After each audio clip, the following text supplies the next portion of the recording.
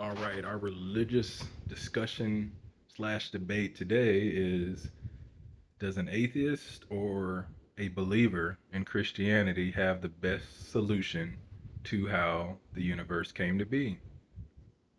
Most of us are going to say that science has the upper hand on this. Let's kind of discuss what the believers would say and some of their reasons of why they believe what they believe.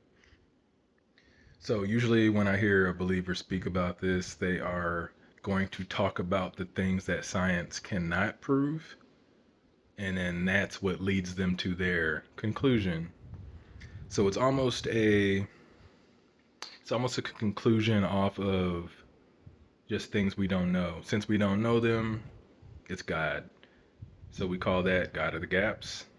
But it seems to be most of the time where the argument comes to, if you debate anyone that believes God created the universe, it almost always comes to the point of, since in science we can prove up to a certain point, or at least we're pretty sure about this, the believer now has to take the next step onto, well, what was before that?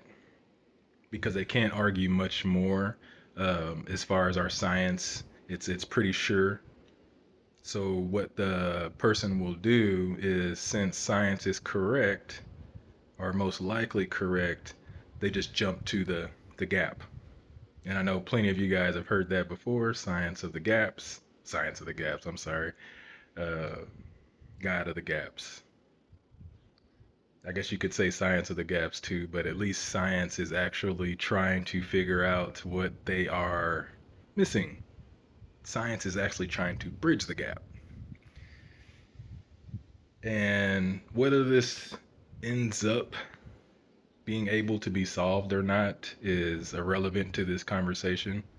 But I would like to say to the person that believes that God created the universe, I bet you your argument is, we need something outside of space and time to create this space and time.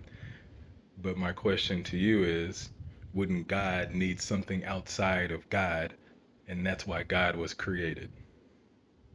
So if you really be honest with yourself, you turn into the same infinite loop of, where did everything come from? You're just pushing it back just a little bit. God is your Big Bang. Now tell me what was before God.